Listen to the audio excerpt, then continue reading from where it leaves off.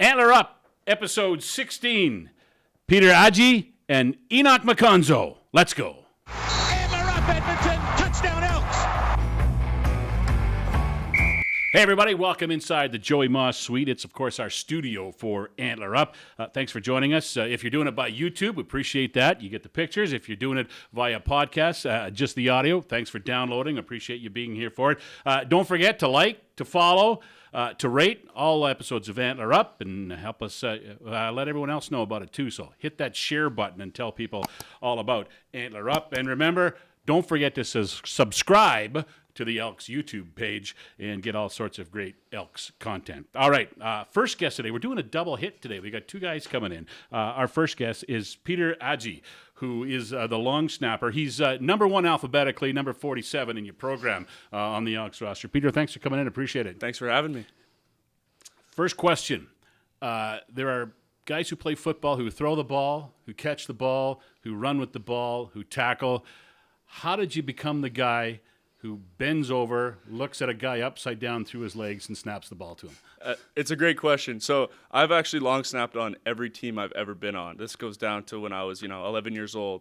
And it all just started, very organically. We had our coach say, next practice, we need someone that can kick, someone that can punt, and someone we can snap. So I'm like, well, I can't do much of kicking or punting, but let's go try to throw a football between my legs. And brought the football out to the backyard.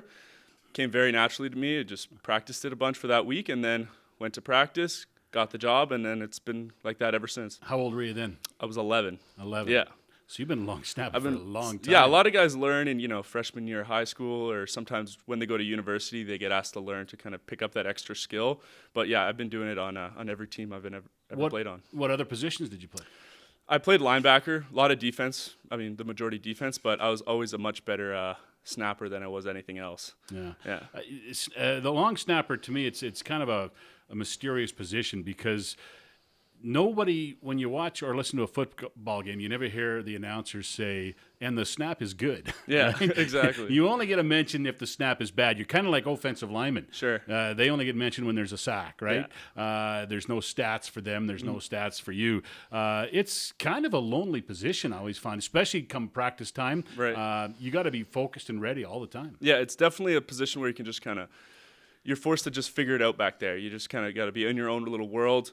Whether your team's doing great, your team's maybe suffering during the game, you just have to, really tune it out and just focus on the one job you have. And a lot of long snappers like to pride themselves on, going unnoticed, and, it is a thankless position. So, but a lot of us kind of, we embrace that, and we have no problem with that. We don't need the touchdown celebrations and all that. Excellent.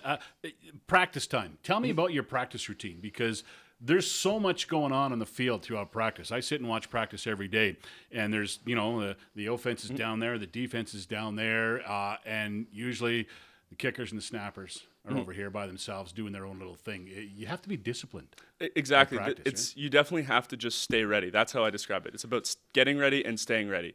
We're going to be snapping, kicking, 15 minutes before practice starts, and it could be the very last period of practice that we're doing, kicking field goals, right? So that's 2.5 hours we have to stay completely dialed in. We have a great veteran group with Sergio and John that really anchor us down, and those guys have, decades of experience between them, so they really bring a high level of focus that me as a rookie, I felt so lucky to just be a part of that group. What's it like working with John Ryan, a guy kind of a legend? It's great. I mean, I used to watch his I've seen him punt in Super Bowls, so to just be a colleague of his and being able to, learn from him has been a great experience. Do different kickers want the ball a different way? They definitely want different holds, but, they all just, in terms of snaps, they just want the ball to get there, I think, yeah. Yeah, I guess punters more so than exactly. Some punters like it in their chest and on their hip or different spots like that, but yeah. And you just have to accommodate, right? Yeah, exactly. Yeah. So you're on the sidelines working on your snapping all the time. And I guess that's a thing you have to do, right? Just keep honing your craft. And a lot of times you're doing it by yourself, right? Yeah, exactly. It is definitely a lonely position. It is really just you and your either your holder or your punter, and it's just on you to kind of figure it out and stay ready. Yeah. Before we started taping, I found out something I didn't know about you, something that a lot of people haven't talked about. You weren't born in Canada. I was not. I was born in Southern California. but I'm a Toronto boy through and through. Came to Canada when I was a little kid, but yeah. How did it happen that you were born in the States? Well, my dad was in California for work, and then that ended shortly thereafter. I was born, and we bounced up north. Both my parents are from Toronto, so headed back so home. You are truly Canadian, but just born in the absolutely. States, so there's no issues there. And then you came to Toronto and started playing football in high school or sooner? A little bit before that, I started playing in would have been grade 6. Oh yeah, you said you're 11, so yeah. The North York Grizzlies. What drew you to football? Did you play other sports growing up? So I grew up like most Canadians. I was a hockey player, a goalie. I wasn't very good, but I enjoyed it. And I was always watching football. I was always a big fan. And I told my mom one day, I said, you know what, I want to try football. And, the great parent she is, she found a team and immediately got me signed up for that. And it's been a love affair ever since. A lot of kids have to talk their parents into letting them play football. Yeah. It doesn't sound like that's the case. No, absolutely not. She thought it was super cool and, eager to get me going in it. And did you keep playing hockey at the same time, or did you just drop hockey? Yeah, I think I played. There was only 1 year where they overlapped, but I was in love. Football was it. Yeah. So you went high school football, and then you went to Queens. Yes, sir. After that, how'd you get to Queens? Tell me about that process. Well, I went there for academics. That was number one for me. What'd you take? I studied media studies. Yep. And I knew that I wanted to pursue football. I had been spoken to by some other teams in the OUA. Before that, not too much interest, and got to Queens and decided to walk on there. Thankfully, Coach Shane gave me an opportunity to walk on, and made the squad, and then there it is. Did you were you a positional player too, or did you just snap? Well, I sent them film of some linebacker film and then some snapping film. And the first meeting I had with Coach Ian is, all right, we're gonna see snap football. So right away, I knew that that's kind of what they were focused on. And I was a specialist for my entire time at Queens. Yeah. So media studies, is that where you want to go? You want to? What's your long-term goal? I am interested in like advertising, marketing, things of that nature. That's kind of the direction I want to take things. Yeah. Mm-hmm. You had, I think I read there's 5 guys off your team drafted this year? Yeah, there was 5 of us. And then Josh Mosley had been signed just earlier than that. So it was really 6 of us. 6 guys you played with last year, got CFL opportunities this year. Yeah. Were you all together on draft day? We were all together. Like? It was phenomenal. Yeah, it was great. Did you have any kind of inkling when the Elks are coming around to pick you? Did you have meetings with them? I spoke to them briefly at the combine, but beyond that there wasn't too much dialogue. No, it was a great surprise. So it was a surprise then, eh? Yeah, exactly. Yeah. Had you been to Edmonton before? Never been to Alberta. Yeah. Never been to Alberta, so it was great. And great how to you come out liking here. It's awesome. Yeah, it's beautiful here. You been to the mountains yet? Not yet. Okay. Well, there's a bye week coming up. There you go. Let's try it out. Yeah. So you come to your first training camp. What was that like? Turning the page from college football to being a professional football player. How different was that for you? It was definitely a jump. Just the expectation. In college, you have a little bit more leeway for the learning curve, or maybe if you're having a not so great day. Whereas in the pro game, it's just the expectations are so high, of course, as they should be, and it's just meeting those expectations every single day. Yeah.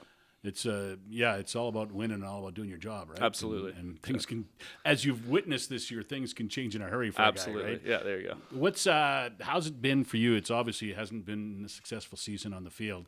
How has it been tough for you to kind of enjoy and revel in your first year as a pro when things aren't going very well for your team? That's a good question. I'm just going to have to sit on that for a moment. Sorry, do you want to repeat that one? Sorry. How tough has it been? You're enjoying your first year as a pro, but your team's not doing very well. Has that been a difficult process to go through? I mean, obviously you want to win just as much as anyone else, but really I just focus on my day-to-day and doing my job. It sounds like a cliche, but it's the truth. Whether we'd be 13-0 or 0-13, my job doesn't change, and it's just about getting that done. Yeah. I said before I learned something new about you, that you weren't born in Canada. I also learned how to pronounce your name today, too, so I apologize for that. No. The D is silent. The D is silent. The D is silent. Yeah. And you understand we had another Adjey here, yes, right, for a couple of years, a good friend of ours yeah. who played here for a while. But so now we will remember it is Peter Adjey. Yes, sir. And that's what we'll call you from now on. Okay, before we let you go, Peter, we got the red zone for you. Okay. Final 3 questions. All right. And you can give whatever answers you want to this. All right. First CFL game you ever saw? First CFL game I ever saw was probably in the old Sky Dome in Toronto. It was Toronto versus Montreal. Way back, must have been 2010. Yeah.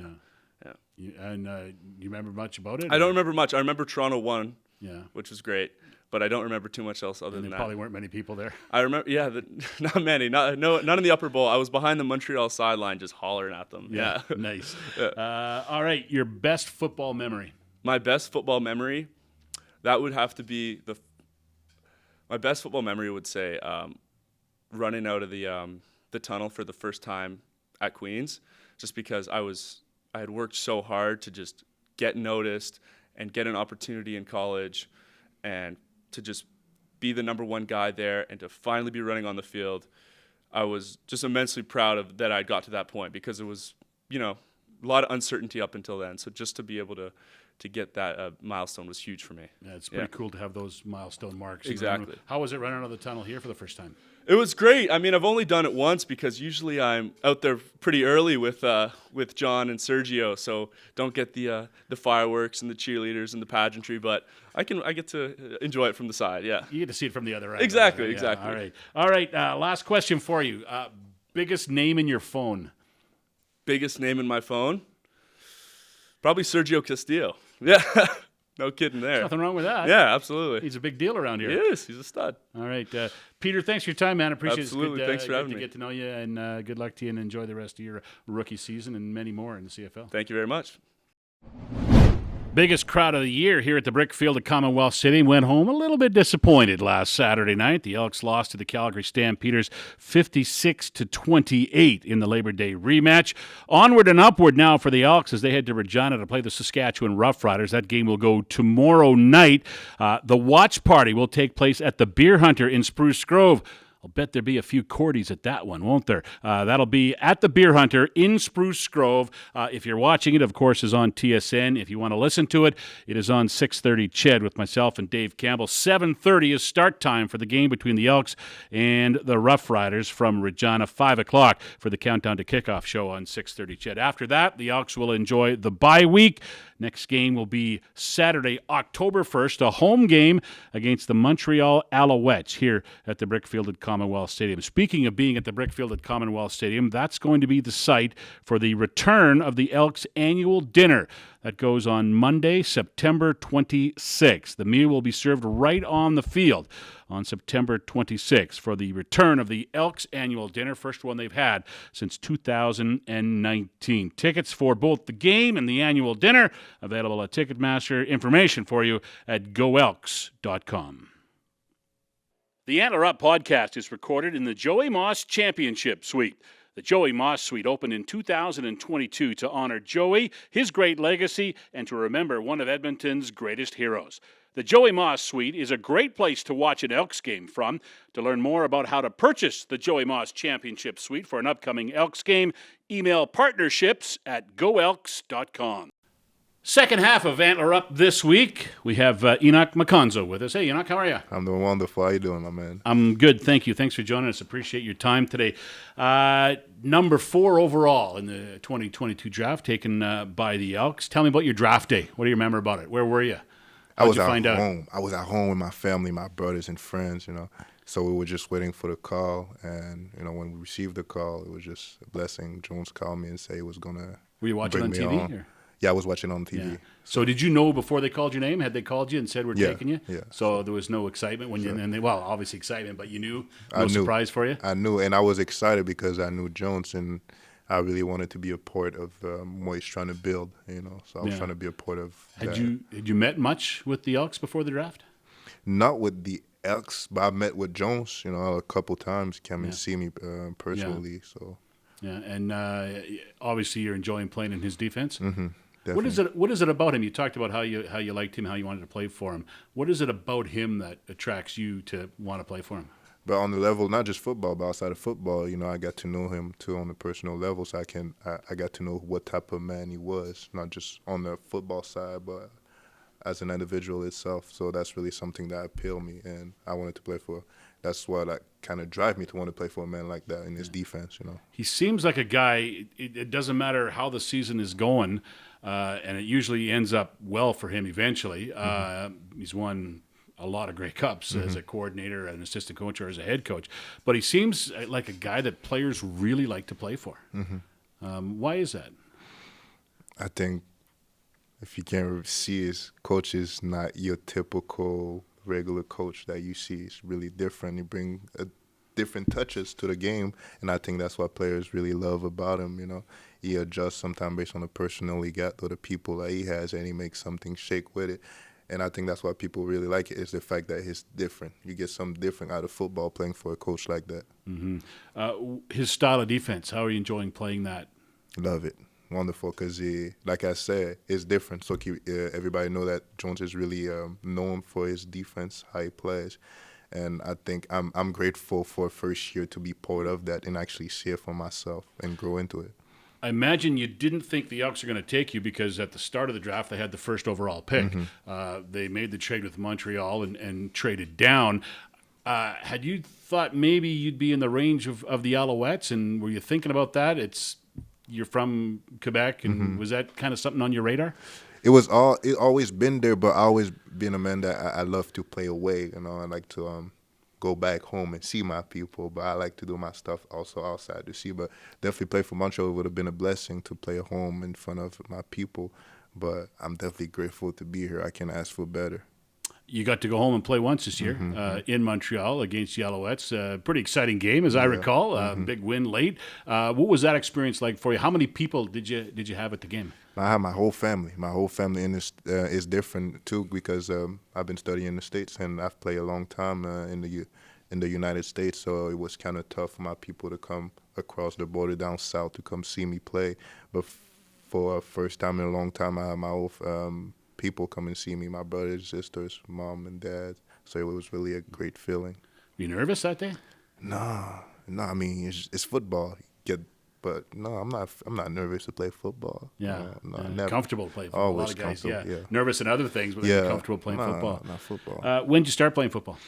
I started playing football probably 13 years ago. A long time. 13, 14 years ago, yeah. Yeah, so in grade school then, right? Yeah. First love, it's just your first love. You just know it is. That's the way it was with football. Yeah, and then high school in Quebec? Yes, actually in Quebec, yeah. Football in Quebec is big. I think it's a lot bigger than people realize, right? Big, yeah. yeah. What, tell me about high school football there. What's it like? Big crowds? Big crowds, all depend where you play, but yeah, there's big crowd, big love for football. And, we play full down football too until people get to college. But otherwise, yeah, there's a lot of love. There's a lot of good talent, great talent coming out there. Quebec itself, I'm from there, so I know. I've been around great talent, and so I can't speak for it. Yeah, sure is. And the Rouge et Or have been a dominant team over the years in youth sports as well. Tell me about getting recruited for college. Did you think about going to youth sports anywhere in Quebec? My dream was always to try to go across the border and play, trying to compare myself, because coming from Canada, football is big in America, so you hear all those things and you see all those things on TV. And coming from here, it's not always as easy to cross and go around. So so the dream for us is sometime, man, we trying to actually test our abilities and see if we can really compete in that domain of American football, which, as you can see, a lot of people are able to do the jump and go there and prove themselves as Canadian. First, you went to New Mexico, right? New Mexico. How'd you get there? What was the attraction? I had to send emails. Man, I was sending my emails. So I was doing my stuff, trying to grind and trying to put myself out there. And until I had Coach Ford that reached out to me, which was he's not head coach no more, but at that time, he was their head coach and saw my film and really liked it and got a hold of me and asked if I was interested. And the months passed, and I waited a little bit and I agreed to go there. So you were sending out emails and video all over the place? All over. No? Yeah, everywhere. Everywhere. And were you getting lots of responses? Or? You do get responses. I mean, you really got to grind out because you're not the only one. There's millions of kids doing the same thing probably. So you got to be on it probably every day just to probably get you're probably going to send 2,000, and at the end of the day, probably get 5 answers. But that's probably the whole five answer you need, because you're only one team that believe in you and you're good. Did you send out 2,000, do you think? Probably a lot. I was on there every day, every day. Well, it's a tough process, and then you're waiting, and you get an email back, and you read it, and sometimes it's promising, sometimes it's disappointing, right? Exactly. Is that tough to handle? It's tough. It's tough. You know, it's like I said, especially for us, kid from Canada, going across the border is hard, because now when coach trying to figure out where you're from, and you say from another country, it probably changed their perspective on how they should recruit you. So it was tough. Yeah, it definitely was. But I enjoyed the process. It got me where I'm at now. You know. How long did you play in New Mexico? I played 2 seasons. 2 seasons? Yeah. And then you went to Coastal Carolina? Carolina. Where is that? Where's that located? In South Carolina. Okay. In the South. Yeah. And tell me about your time there. 2 more years there? 3, because I got hurt my first year. Okay. So I got them in 2019. I got ACL, so I missed the whole season.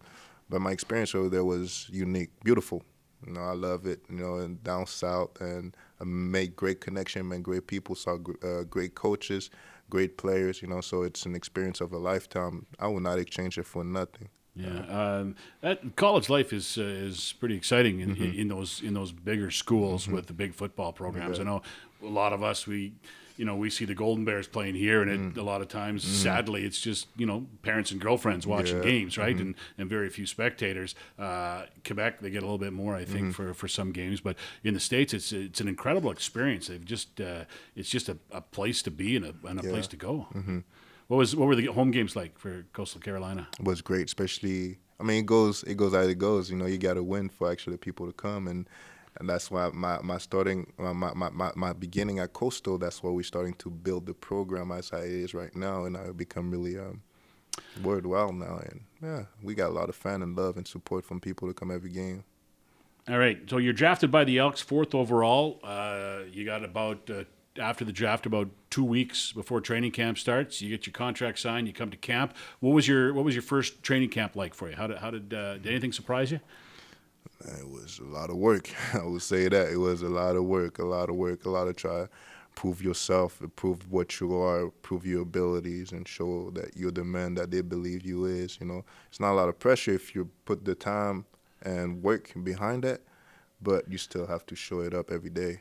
Long days of training long camp, days, like long meetings, yeah, on the field, and then you got to study too, right? All day. So our day was starting from 6:30 to 7, 8 at night. You know, So it was long days. At least they feed you, though, right? They do feel good. Have to. Your first game. Tell me about coming out the tunnel the first time and coming out in front of a crowd. How'd you like that? It felt good. Always feel good to see people in crowd, people cheering for you. You know, the music, like the atmosphere, everything. It just felt so. I mean, I've been doing that for the past 13 years of my life, so it never miss that feeling of hearing all those things that make football beautiful itself. You know, so I love it. I love Edmonton, beautiful city too. Yeah, I was going to ask you, had you been to Alberta before? Nah, my first time. Yeah. It was my first time, and I really enjoy it. You know, I get a mix of everything around here, so it's way better than what I expected. I love it. You're kind of known defensively as Swiss Army knife, right? Because you can play a lot of positions, and I know that's what attracted you to Chris Jones, because he loves moving guys around, right? Mm-hmm. How many positions have you played in a game this year? What positions have you played? So I've kind of been moving a lot around. Depends of the calls we'll be having and the formation and the package. So sometimes I might be at Sam, sometimes I might be at Will, sometimes I might be in the back end dropping, quarters as a safety.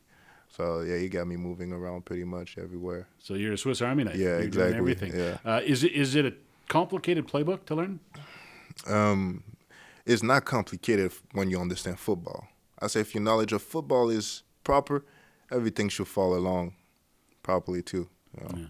You became a starter, I don't know, 5 games ago, I think it was.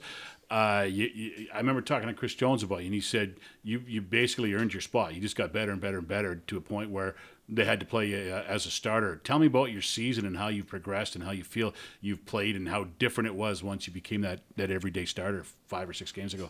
No, it started from the beginning. It was tough too because at first at camp I had a news that was probably going to end my season. You know, I had a news about injuries that were probably going to end my season. But afterwards, we worked things out, and I was able to be there and see how my season was progressing. It was tough at first because I was not seeing a lot of playing time, and I had to earn my stripe every day, which I did until my moment came and I had the starting spot. All I was praying for is just to make my best to have my team win, and I did it my best of my abilities. And so far, that's what I'm doing right now, and I will keep doing. Do you feel different once you become a starter? Do you feel more like you're putting up numbers? You're playing pretty well by the looks of it. Do you have a different kind of swag or different kind of feel to things when you're a starter? But I mean, I think the only difference is that now is like all eyes on you, so you can't afford to like go back to where you was at. You know, it's like it's either you gonna make it good and it's gonna be good for you, or you're gonna make it bad and then it's gonna be bad for you. So I said the only thing is that now you have the spot to just use every play to make the best opportunity out of it. You know. What have you done for me lately, right? Exactly. You know, so it's a business and it's all about how you progress. You know, no progression, you ain't gonna see no time soon on the field. Yeah, that's the difference in pro football and college. There's no four-year scholarships in the pros, right? It's not. You're not progressing and next man up, you know. Kind of been a family affair for you this year. What's it like? Your brother Ethan's been here and gone and here and gone. He's back now, which is nice. Tell me about what it's. Have you guys played a lot together? Play high school, we play CJEP, you know. So it been like I started football, he was by my side. You know, every time I played football, he been there. Where I started, I switched it. I was playing offense when I was younger, and I decided to switch position because of him, because he went on defense. So we're playing related. And even when he's gone, we still cook because we still keep in touch about football and even life outside of football. So, yeah. Good to have him back, though, now. Definitely. Yeah, Blessing. for sure. All right, last three questions for you. We call it the red zone. Your answers to these questions now. First CFL game you ever saw? Oh, man, probably I was a kid. I was a big fan of the Alouettes when I was younger, you know, especially at the time when they had Cavalo and, you know, Mathieu Prou and all those guys, and they were winning Grey Cups. So I think the first game I saw was in 2007, if I'm not mistaken. It was a home game, and it was live. They were playing Toronto. I'm not really sure. I was young, probably 10 years old. And they won that game, actually. It was at home. It was a great game. I forgot the score, but it was a great game. I remember because I love, what was his name? He used to play receiver for the Alouettes. Ben Cahoon? No, he was a great receiver. Adjey Green? Adjey Green, yeah. He had that touchdown in the end zone that stuck in my head. Yeah, the 2-point convert. Yeah. That first game of the year in 2010 where he dove. Yeah, it was a great play. Very memorable, for sure. For sure. So did you go to a lot of Alouette games? Yeah, a lot. Yeah. I was especially that time when they had that winning strike. They were winning. Yeah, they're a pretty good team. Yeah, you know. So they were really they really lift up a little bit the energy of the city too, and they had a lot of people behind them. So I growing up watching them a lot. Did those days come back to you a bit this year when you were on the field playing? Yeah, for sure. Yeah. Definitely do. But yeah. All right. Second question. Your best football memory? I got so many. That's a tricky one because I got so many. Okay, I can give you one. The most recent one was probably we winning my first bowl game as a football athlete. You know, in the first bowl game in the program of football history ever in Coastal Carolina. Okay. What game was it? The last game. It was last game of the season last year in Orlando. We played NIU, and we won the bowl, and it was just amazing because the first time to do it of the history of school. So that would be one of the greatest moments I had. Yeah. Nice. All right. Final question. Who's the biggest name in your phone? The biggest name on my phone? Yeah. Man, I would go, that's a tricky one. I can't just say one name, but, man, my mama. That's my That might be the best answer we had this year. My mom. That my mom, man. She on the speed dial. Like, I need something. She's my mom. She's the best name I got. Excellent. Yeah. Excellent. All right. Enoch, thanks for your time, man. Yeah, I thanks. appreciate it. It was good to get to know you. For sure. He talks softly, but he carries a big hit. I've seen him on the field, and he does indeed play a very physical game. Enoch, thanks for your time, man. Thanks Appreciate for you, it. man. He's Enoch Makonzo. I'm Morley Scott. We'll catch you next time on Antler Up. Antler Up, Edmonton. Touchdown, Elks. He'll walk the dog to the end zone. Antler Up, Edmonton. Touchdown, Elks.